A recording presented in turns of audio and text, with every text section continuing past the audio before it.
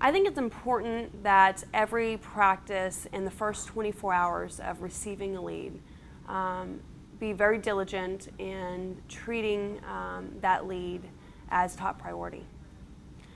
Because in the first 24 hours is the likelihood you're going to be able to help that person. Outside the 24 hours, it becomes much harder to reach that person. They're no longer in that emotional state. They may no longer be open to your help.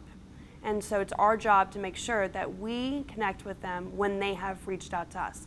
So in the first 24 hours, it's imperative that you call them at least 4 times. And I know that seems aggressive, and if it's not something that you're currently doing in your practice, it seems like too much. But I can tell you there is not anything that is too much when you're trying to help someone. You're not selling them cable TV. Let's just be real here.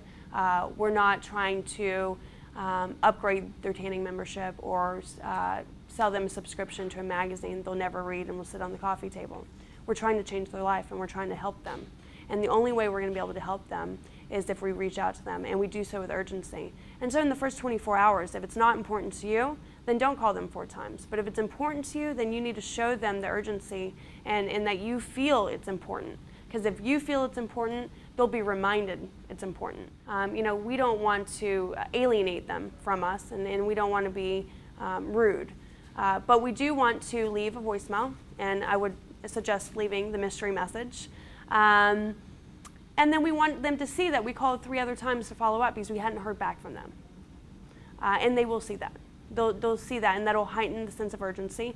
And here's the thing. If they put in their mind, I'm going to call that person back, from the mystery message, and then they see that we called 3 times after that, what that's going to do is it's going to force them not to put the decision to call us back on the back burner.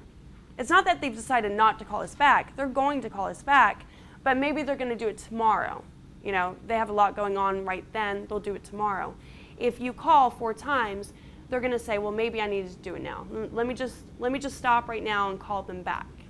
And let me tell you, that's our job, because the faster we can get a connection with them, the faster we can get them in our office, the faster we can help them. So I think in the first 24 hours, if you do what I've encouraged you to do, and you've used it as the tip that it's intended for, and you've called them 4 times, you've left your voicemail, and you've called 3 other times, but they still have not connected with you. They still have not called you back, and 24 hours has passed. Do I say you just turn your back on them? Absolutely not. They still need your help. Nothing's changed the next day.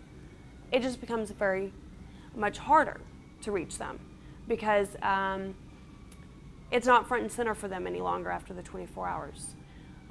So guess what? You got to work even harder, because it's important.